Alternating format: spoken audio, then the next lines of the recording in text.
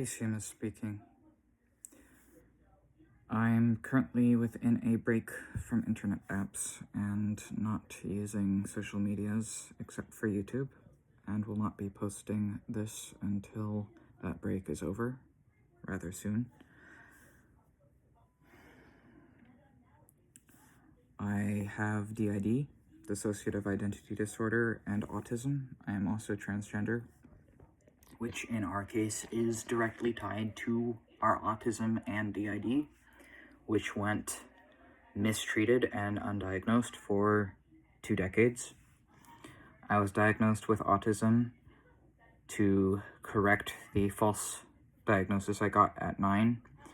I was correctly diagnosed with autism at 21. I was disowned at 22 by a narcissistic parent, a covert or vulnerable narcissist, although there were some grandiose traits, but it was really sort of a combination of things.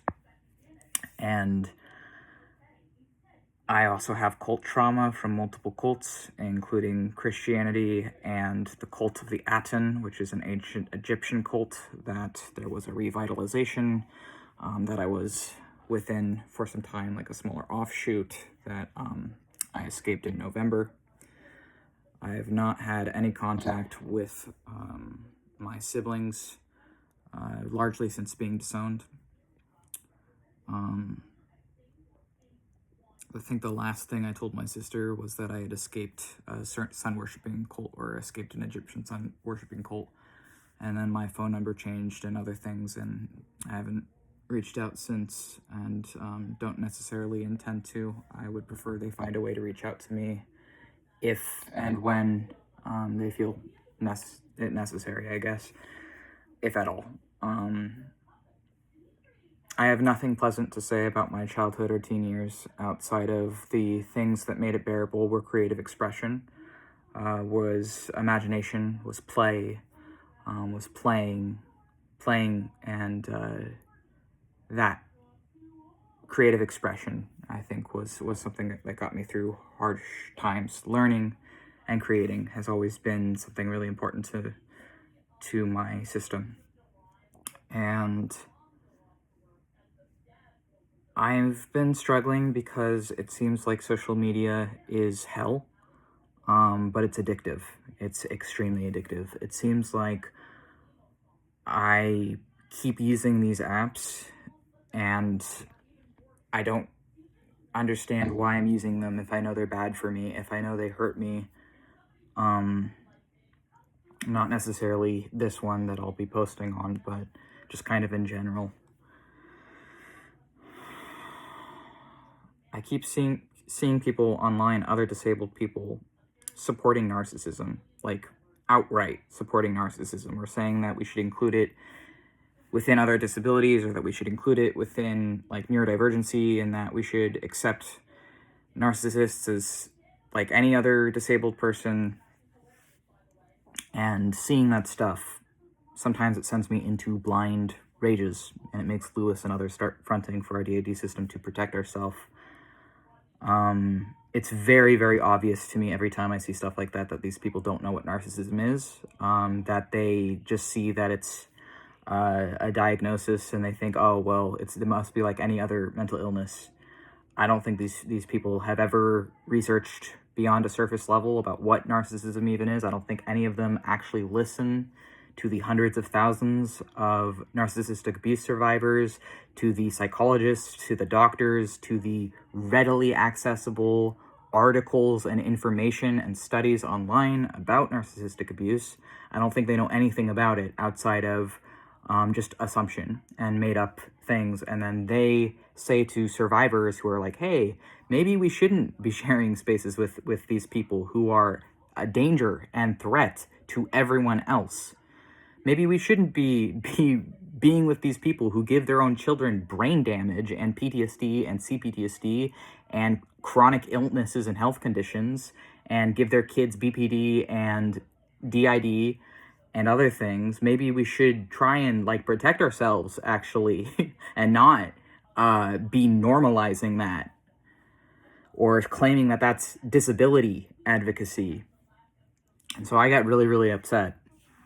And I get people like telling me, oh, well, you know, they had a bad experience. That's why they're like that. They're so over emotional. They're so sensitive. They don't understand. Narcissistic abuse literally robs you of autonomy.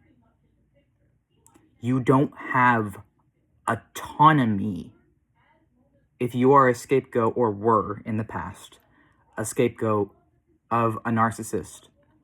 There's always a scapegoat. There is always a scapegoat. That's part of the dynamic.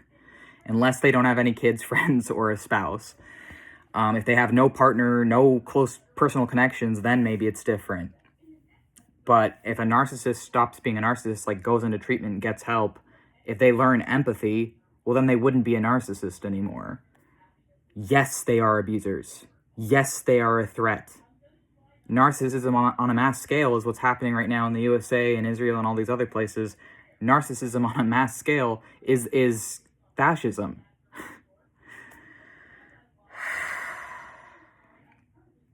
It's really, really frustrating. It's really frustrating as someone who has PTSD and DID from narcissistic abuse, which also ties in with the cult trauma things, because cult leaders are also narcissists, and it ties in with the sexual abuse I've lived through. It ties in with the grooming abuse. It ties in with everything that has been the biggest threats to my survival and my well-being in my life. Narcissistic abuse is tied to everything. And to see people defend it, to see people defending narcissism, just outright, oh, we should accept narcissists, is evil to me. Like, the reason I respond with so much vitriol, and that we switch to our defenders almost immediately, including myself, because I'm actually a defender alter talking right now, although different people serve different roles in the system. As a disabled person, as an autistic person, as a late diagnosed autistic person, who's always been autistic but wasn't always recognized by the systems that be as autistic until later in life, because of the neglect and abuse and mistreatment on every single level of the systems that be, including the family system and the narcissistic family dynamic. Narcissism and supporting narcissists is responsible for everything going on right now. It is responsible for the death of autistic children. It's responsible for the reason that autistic children who are murdered by their parents, the parents who do that get lighter sentences because we're seen as less valuable than abusive and narcissistic parents are in this society. The suicide rate of transgender people is the fault of narcissists. Largely. The murder of transgender people is also largely the fault of narcissism. Everything that is a threat to my very existence and way of life, and just my existence generally, my being visible at all, anywhere, the biggest threat to that is narcissism. Sociopathy, psychopathy, all these things, it ties into it. But you can't see it. You just see people's masks, and you see, oh, well, look how much money and things they're doing for these people, and oh, these people aren't a threat. They're saying they're an ally and they care about disabled people, and look how they treat these people better. And it's like, you are the problem. You're the reason people like me don't survive. You're the reason people like me don't live to be 24. I didn't even escape any of that till 22, and I only escaped it because I was disowned. Because I stopped playing the role of in the family dynamic of the scapegoat. And I can't emote. I can't show you how I feel on my face, but they can feel it in my writing. And they can feel it sometimes when I speak. Sometimes I'm able to convey.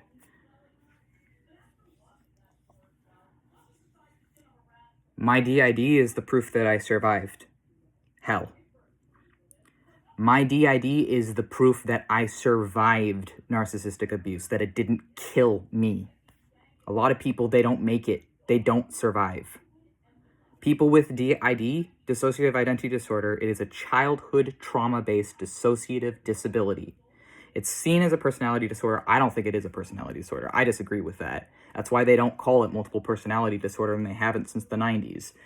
Dissociative identity disorder shifts the focus on dissociation of identity, of having multiple identities, of being multiple, which is more accurate to what it actually is in like in being, in having. But because I don't see myself as multiple personalities. I see myself as literally multiple different people, or I guess some people call it like head parts or whatever. But in our case, we're multiple different people is how we see it.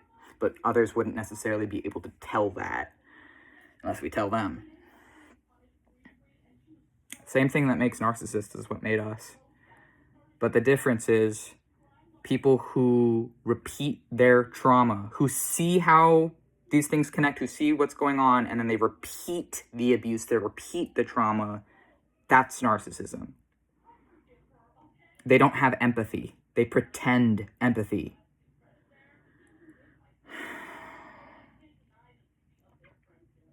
And I'm worried when I get back on these things, when I check my stuff tomorrow. I'm just like recording myself talking to myself, I guess. But I'm worried that when I check my things, it's going to be more people telling me to kill myself for being trans, because I get that every single week unless I limit responses on those apps. I'm worried it's going to be more people saying, oh, well, you're not a guy because you're trans or whatever, or you're not gender fluid or non-binary, because it's like it changes for us because we have DID. We have multiple genders because we have DID. People don't understand. It's like, yeah, it all connects.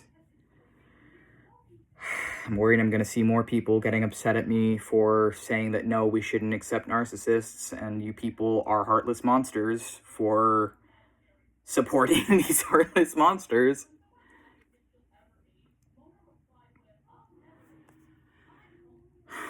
It's not okay. It's not okay. It's not right. Nothing about this is right.